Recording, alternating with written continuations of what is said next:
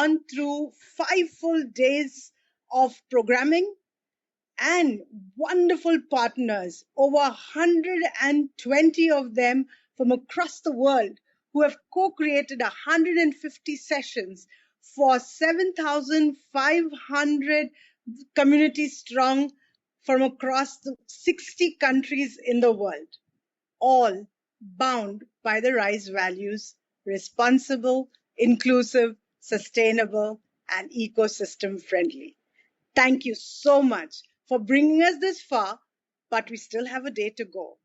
And therefore, starting today with our DEI plenary, talking about diversity, equity, and inclusion, both from the societal point of view as well as from corporate D&I workplace issues. And to do so, I have with me some incredible people who have been doing so much to further this cause. Hugh Ba, the Chief of Social Policy, UNICEF India, and Ajnav Deka, Head Strategic HR Talent, Performance and D&I, is joining me to talk more about these topics. Welcome, Hugh and Ajnav. Thank you so much for joining us. Great. Thank you very much. Morning. Thank you. Good evening, everybody. Different time zones, right? Absolutely right. You're absolutely right. We have people from all over the world. And so, yes, it does become good afternoon, good evening, depending on where they are. Yeah, great. Morning, it's an honor to be in this panel. Thank you, Ajna, for joining us. So we're going to get straight into the conversation. And actually, we also have two more others who are to join us. And I'm still hoping that one will do it so, but definitely one. In the case of Mr. Rajan Ratna, UNICEF, who is the Deputy Head and Senior Economic Affairs Officer for United Nations ESCAP South and Southwest Asia Office. Unfortunately, a last-minute travel plan has stopped him from joining us, even online, because he's in remote parts. We know the UN works in all parts of the world, in fact, the most remotest as well. And so, unfortunately, he's unable to join us. But he did send us a quick message to wish us, of course, for our conversations and discussions going forward. May we have the video, please? It gives me immense pleasure to be here and attend virtually the RISE World Summit of 2024. First of all, I would like to congratulate all organizers for this RISE World Summit 2024. UNESCAP has been partnering virtually in the World Summit organized by RISE, and we do appreciate the effort which it takes in bringing on one platform various stakeholders, people who are working, including towards the women empowerment, self-help groups, eminent personalities. In the present world, when we are struggling in the post-COVID era and also some of the conflicts in the region, especially in Asia and Pacific, the economic slowdown has led to a lot of social instability as well. And the women, girls have been further marginalized. It brings a lot of challenge to mainstream gender still in this region. The Sustainable Development Goal 5, which is on gender equality, is still lagging behind the target. And therefore, these efforts of working together, bringing various knowledge and sharing the experiences, learning from each other becomes all the more important.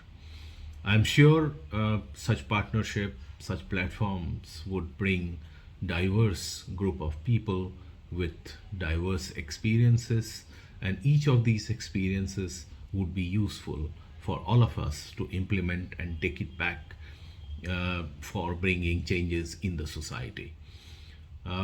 we have a lot of work to do, and still uh, we are looking forward to a lot of partnership, because without partnership, without knowledge sharing, without cooperation, not only among the agencies who are working for various causes, but also the governments, the policymaker, the think tank, as well as various self-help groups, they all need to uh, work together to bring their experiences, pool their resources for effective delivery.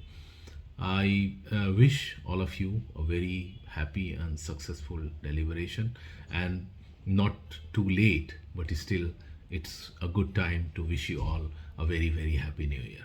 Thank you.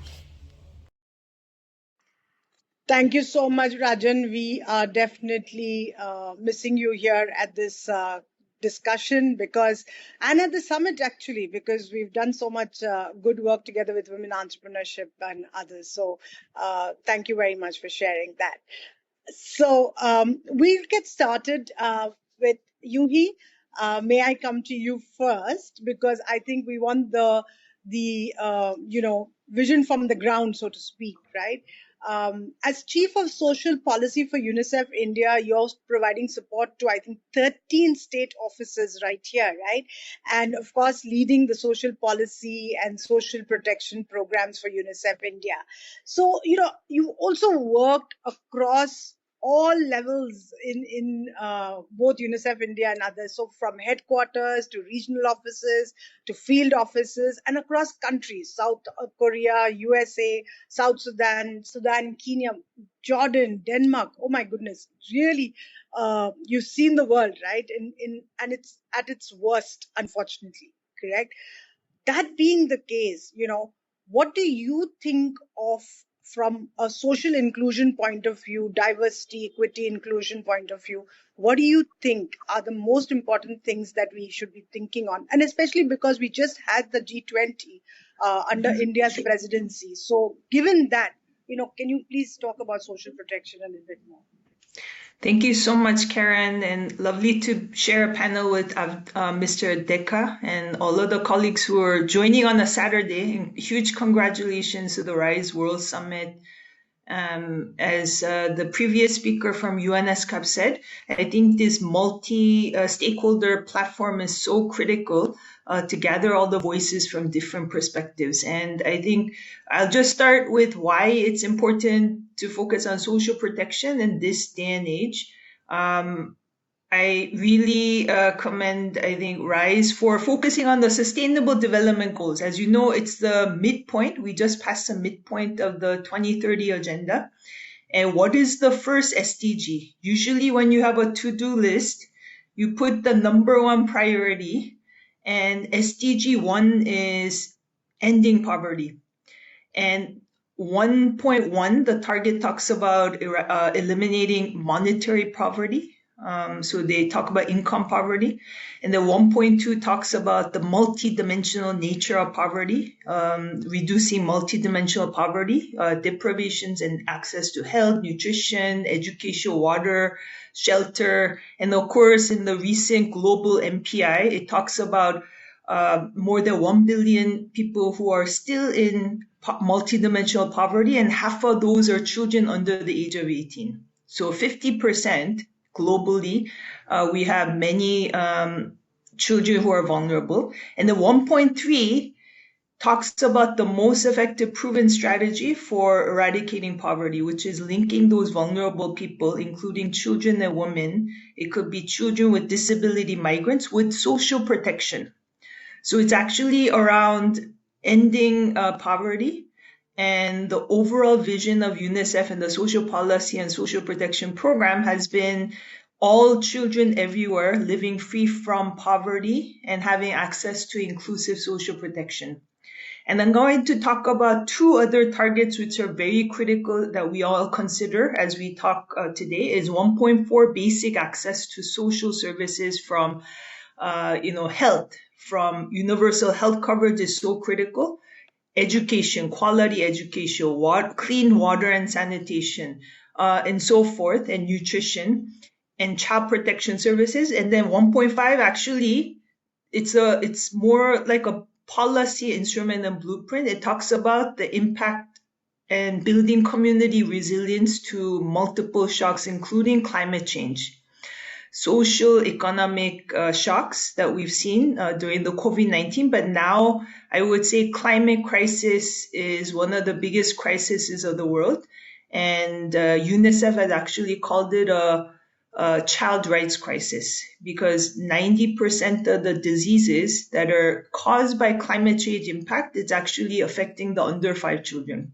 So this is why it's so critical now more than ever, with the with COVID-19 impacts that the previous speaker talked about, conflicts, climate crisis. We need a very, very inclusive, gender transformative social protection. And this is why it's relevant for the whole conversation on diversity, equity, and inclusion, because it's about equity-based approaches to identify the most vulnerable and ensuring that they have the safety net. So I'll just stop here. But in terms of the G20, under the India G20 presidency, I'll just highlight that because of the critical nature of social protection, that in the G20 Leaders Declaration, there's actually a section that talks about financing universal social protection. This is also under the Convention on the Rights of the Child, Article 26, which talks about the access to social security. And when I talk about social security, because we have Tata here and other colleagues from different private sector, it's not only UN and NGOs and academics. Social protection is very critical to the business as well. And when we talk about inclusive social protection, we actually look at family-friendly practices and policies, including child benefits, parental leave, for both mothers and fathers, maternity benefits, and access to creche and care services. Not only childcare, but disability care, elderly care, which is becoming more and more relevant. And we have shown so much evidence that shows that it not only boosts child development outcomes, in nutrition and education and so forth, and the socioeconomic and cognitive abilities, but it's also good for, let's say, adolescent girls, because a lot of the care burden in families and communities are borne by girls who drop out of school because they have to take care of their younger siblings, their grandparents, and family members with disabilities. And then lastly, I would say the G20 also focus on women-led development. It boosts and opportunities for women to be in the workplace. And so we call it the triple dividend. And then of course, lastly, it's good for business. And I had the privilege to be recently in a panel with many business leaders from India that have global operations. And they actually talked about how, including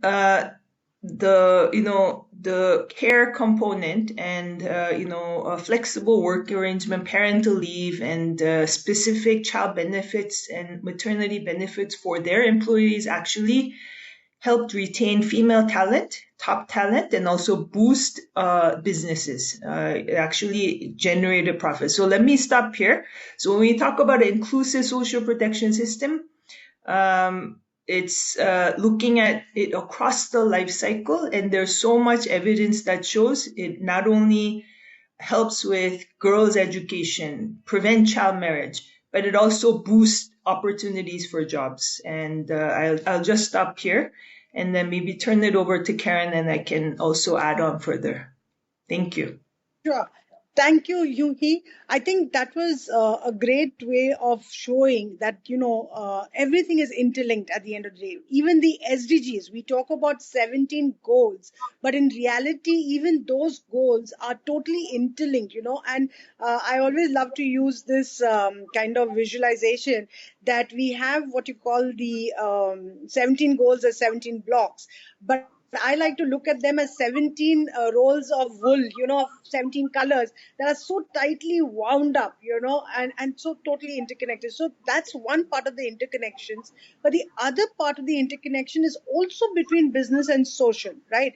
Which is wonderful to have, therefore, Adnav and you together on this, at this plenary, because it again shows that interconnection. And the last part of the interconnection is among the different topics. If you see the Rise World Summit, every day has had a different thematic, and every day has been a different plenary.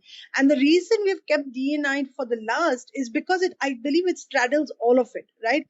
We started with systems thinking, then we moved to the SDGs, then we had CSR. Yesterday was ESG, and today is DE9. Yeah?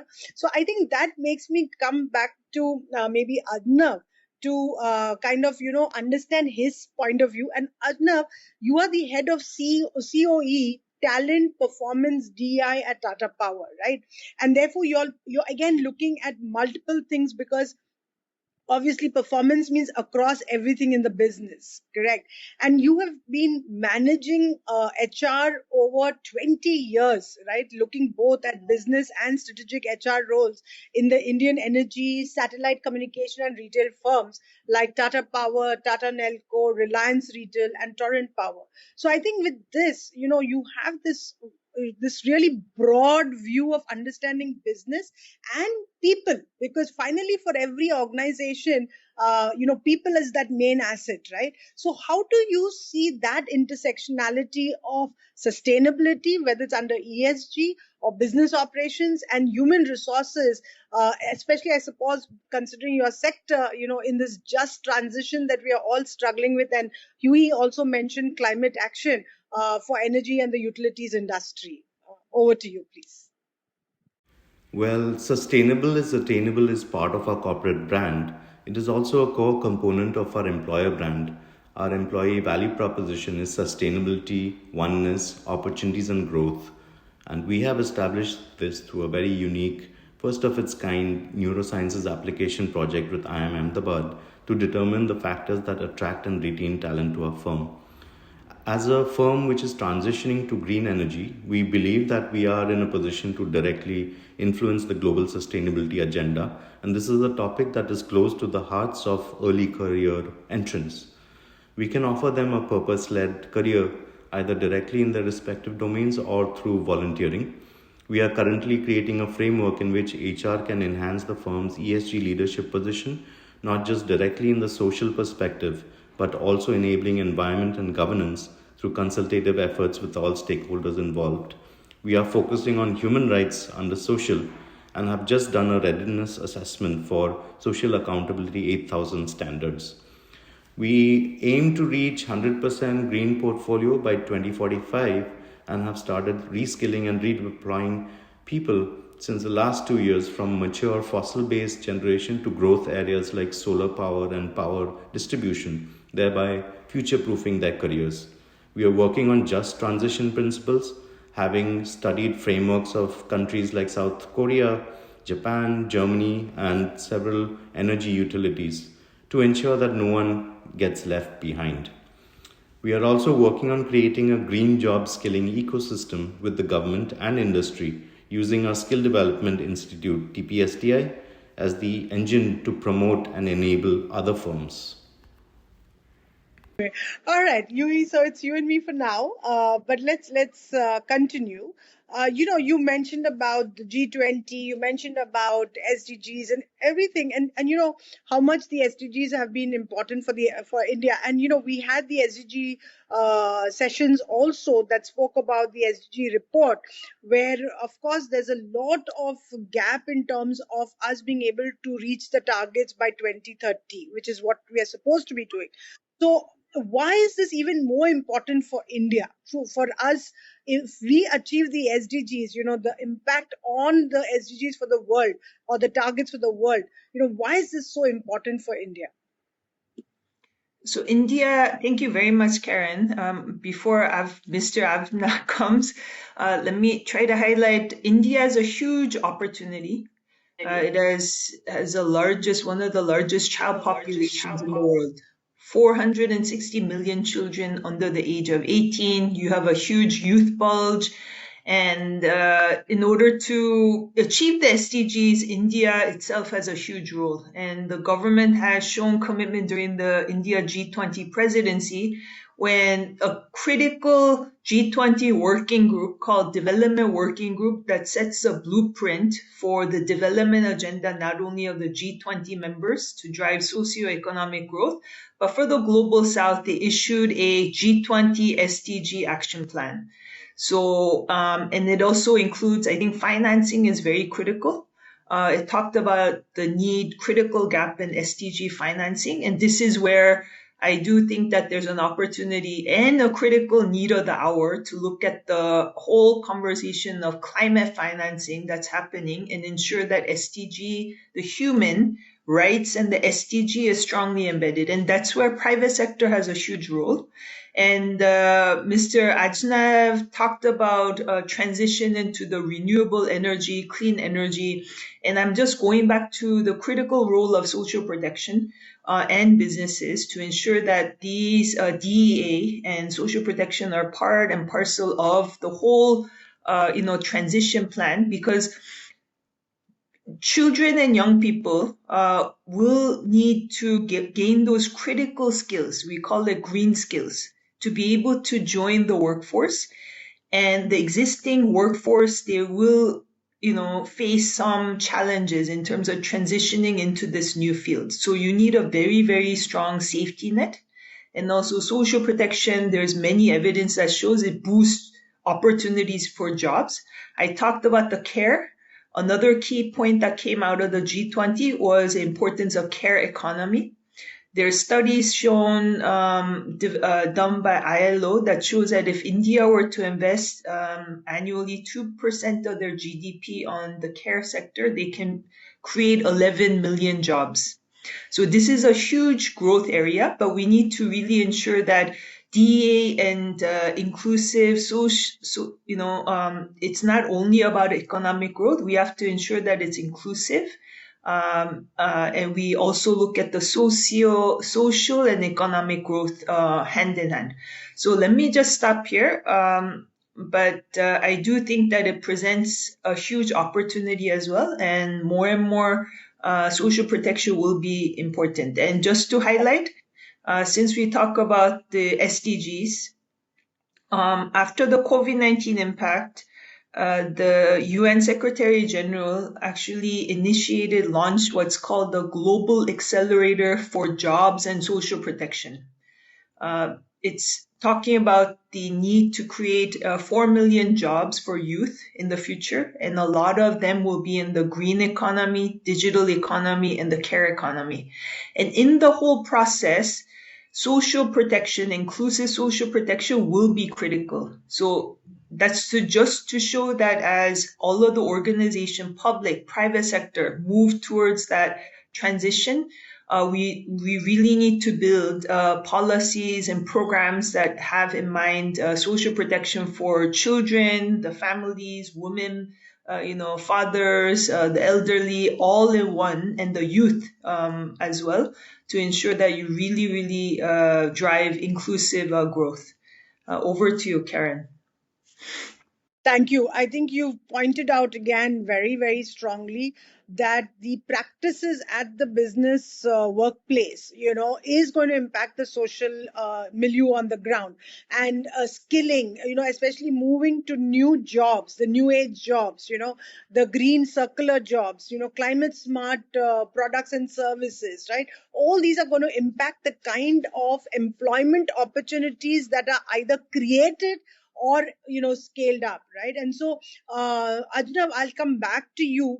How does DEI and human rights as well as skill development and capacity building, right, play out for you? Yes, please. I manage the DEI portfolio at Tata Power, and diversity for us means gender, persons with disabilities, and intergenerations. So when I joined the firm, the gender representation was a paltry 8%.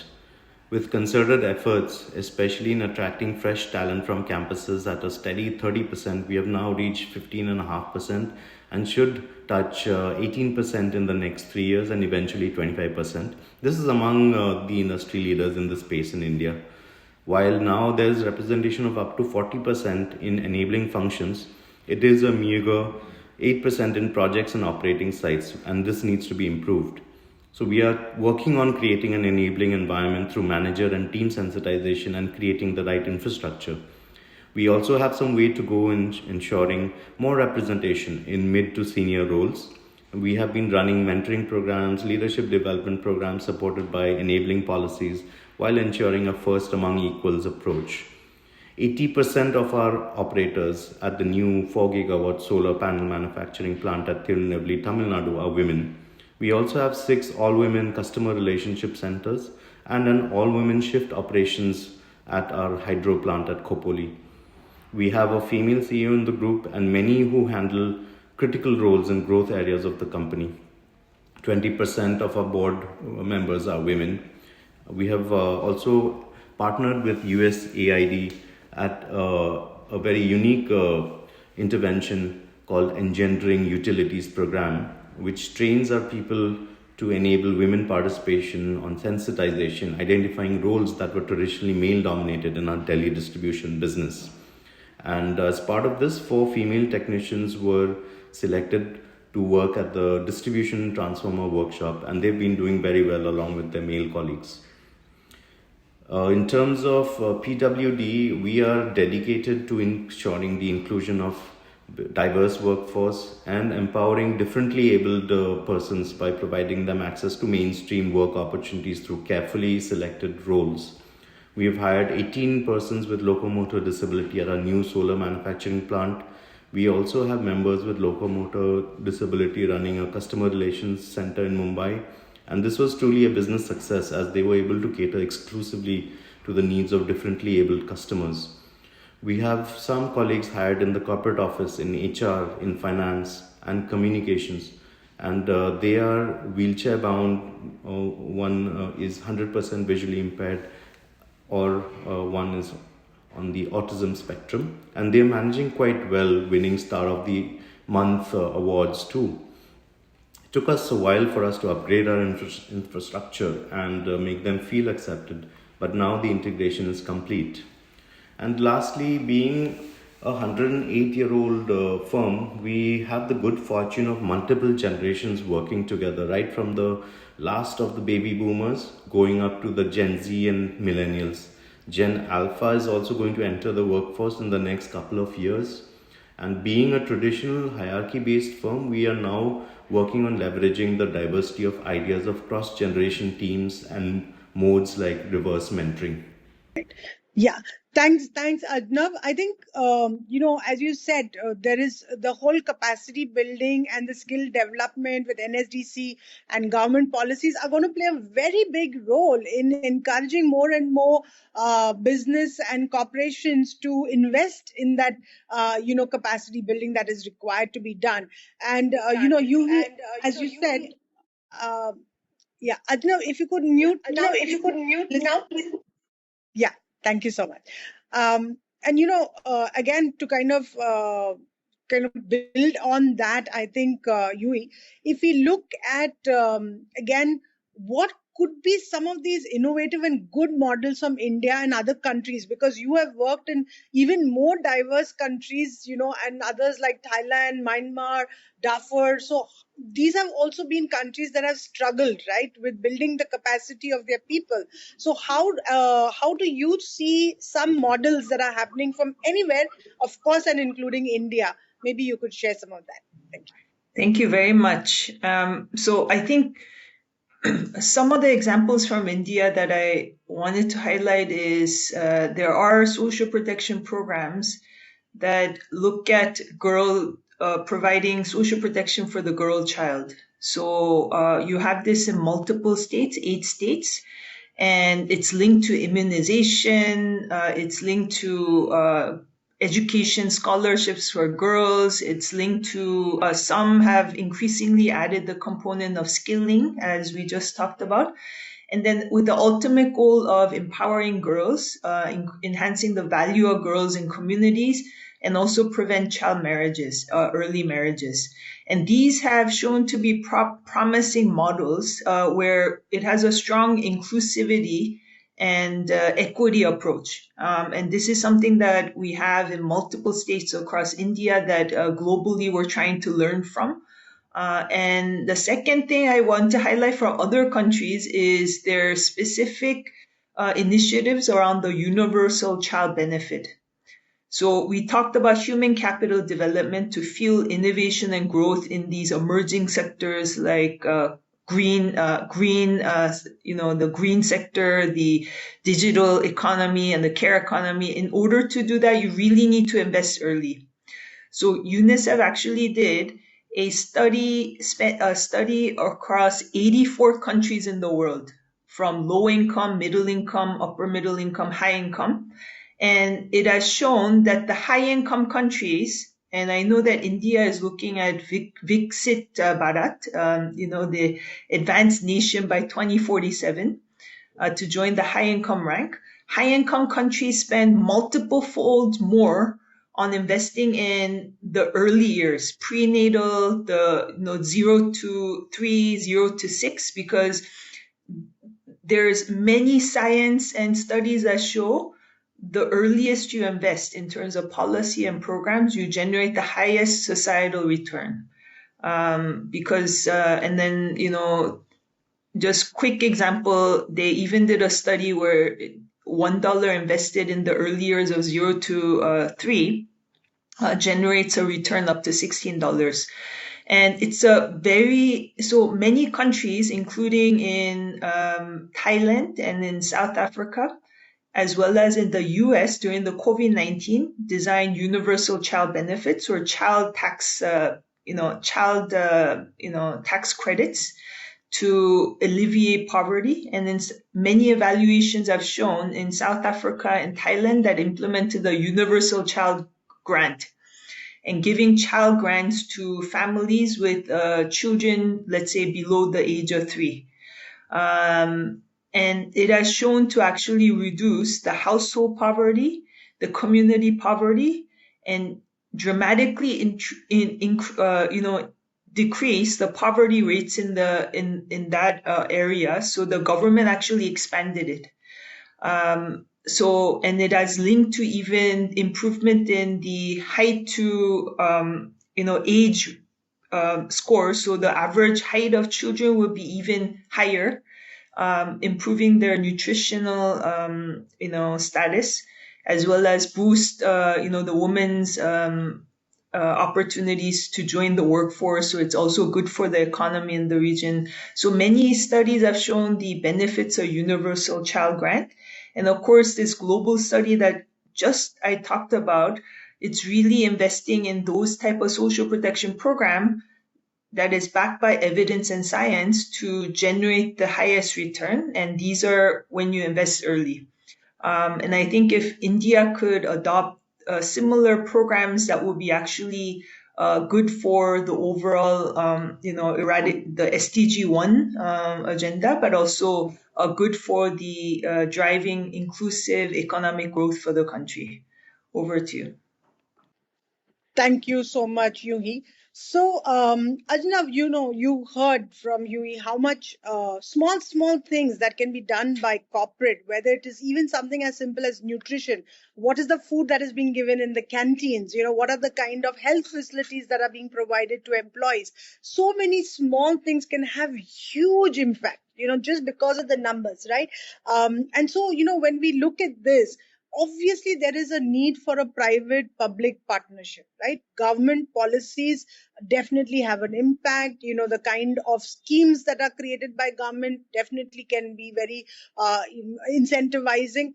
And then of course the practices by corporates is again very important. And of course the UN plays a great role in bringing all these stakeholders together, in providing the knowledge leadership that is required through the reports and the research that they do, and also for design, right?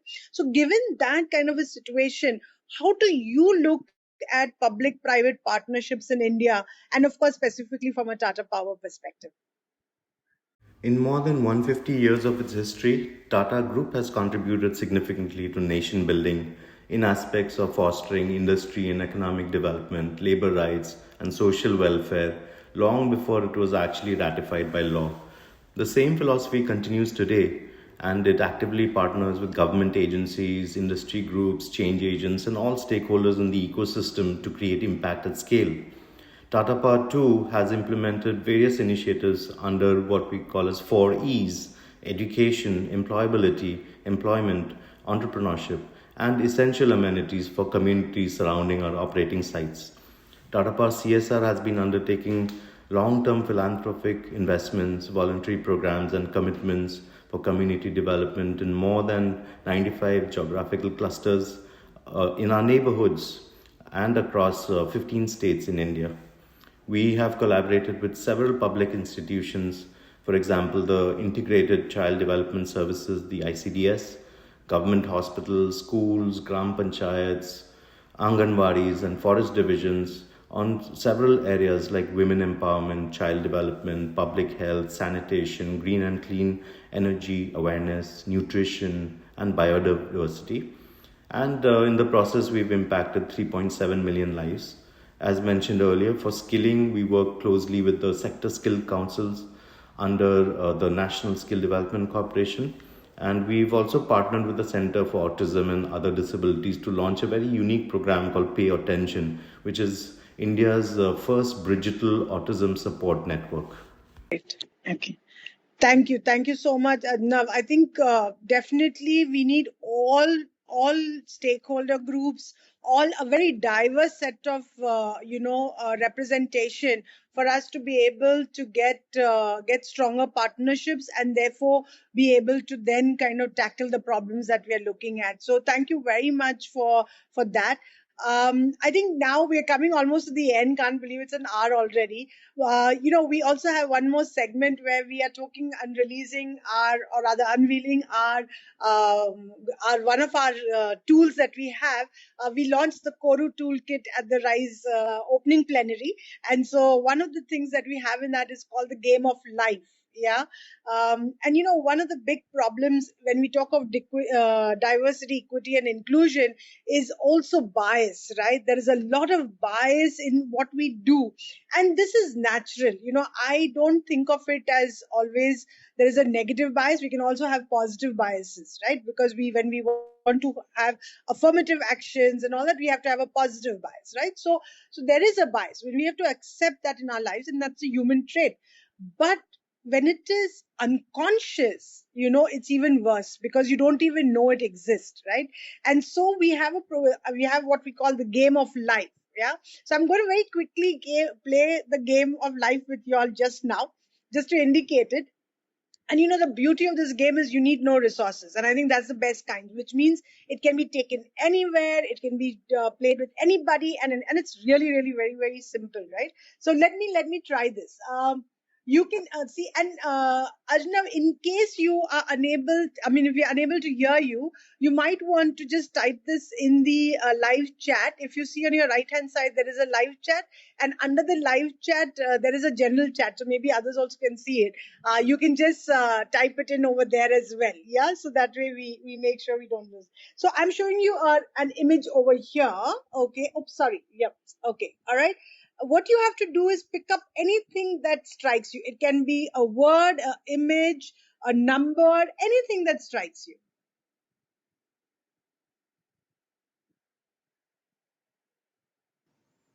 From this image.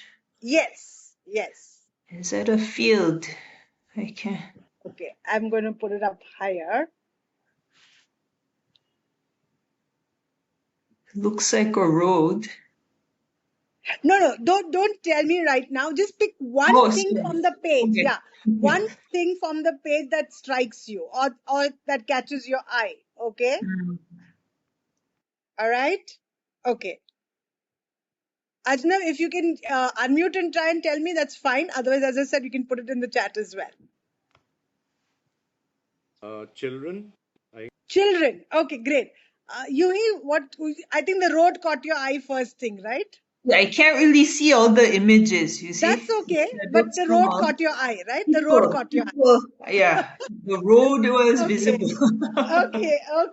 okay. Now I'm going to give you one more thing. Okay, what strikes you? Again, Some food, I think. some food. Okay, Is awesome. that food? Okay, Ajna, what about you? So Sorry, the big the big, string which is there on the the bowl. You're talking of the bowl. Sorry, yeah, this, right? The same thing. this was Okay, nice. All right, and the last piece. Okay, again, is what catches your eye? economy. I mean, The, that's very distinct. the arrows. The arrows. Okay, and Ajna, for you, Arrows. arrows. Wow. Okay. I thought you would have said Maharashtra map because it's the Maharashtra map. But yeah. So, uh, like I said, we use just only like this kind, maybe old newspapers, magazines, anything we can lay our hands on and we start the game. And it's as simple as this, that I show the same thing to all of you, and yet everybody might see something different. Or I give everybody, different kinds of images, etc. And the way they will react to it is totally different. The same thing, right? And that kind of starts, and when we go into the whole analysis and the conversation and discuss, and this can be like a one-hour conversation, or it can be a full day depending on what you want to uncover, what you want to touch, and what are the kind of aspects of unconscious bias that you want to kind of bring up. You can have issues, you can have discussions, so it's very very interactive, and at the same time it's quite fun because people suddenly uncover for themselves, how selective we are, and also like language as a barrier. If you notice, I showed you something which has a different language altogether, which perhaps because you don't know the language, even if it is a fantastic line, or a tagline or a brand, you're not going to appreciate it, right? Because there is a language barrier. So you start looking, when you look, and that's why it's a game of life, because that's what we face daily. What is being fed to us in terms of media? What are we getting exposed to? Who are the people around us? How many of us have friends who are people with disability? How many of us even know how to talk to them? And that was one of the things that we did at the Rise World Summit, when it was the last physical all physical event, actually, where we spoke about people with disability, and we thought, how do we convey this message without it sounding preachy, without, because everybody knows these things but still don't do it. And so instead of the standard way of talking about people with disability, we actually had sports. We had sports where able-bodied people played with people with disability, and it was amazing because nobody thought it's possible, right? Yes, we know many people with disability have some amazing achievements in their lives, but that's when they're doing it themselves, right? But not together with others. And so, so the game of life is really about that. How do we understand ourselves? How do we understand people around us? How do we relate to them? How do we relate to the triggers? Because every single message we get, every single thing we touch, every single situation we are, is a trigger about how we in turn react to them, and how we in turn understand it, and therefore will respond to it. And so really this is the game of life that we play, for anybody. It can be corporate employees, it can be for youth, you could be for students. And very keen to, because as I said, it's a very low resource requirement and high energy and fun component, without it being judgmental. It's just about analyzing and making people themselves understand, and the trade-off, because there's also trading. We do trading in this, where people are given certain things. So yeah, so this is really what we do in this game of life. And hopefully we will have some option to do it for many of our viewers, as well as maybe with UNICEF and Tata Power as well. But we've come to the end of our time, and I really want to thank you very, very much for giving us your time, for being on this plenary of ours, and for sharing your thoughts, because the Rise World Summit is all about thought leadership, right? Because that's what we need. We really need. And moreover, value-based thought leadership, and that's really what we are trying to emphasize on through the Rise values, which is responsible, inclusive, sustainable, and ecosystem friendly. So once again, my gratitude for joining us, and we look forward to hearing more from you, and of course continuing partnerships and working together. After all, a better planet and a better world and a greener planet comes through action and collaboration. Thank you very much.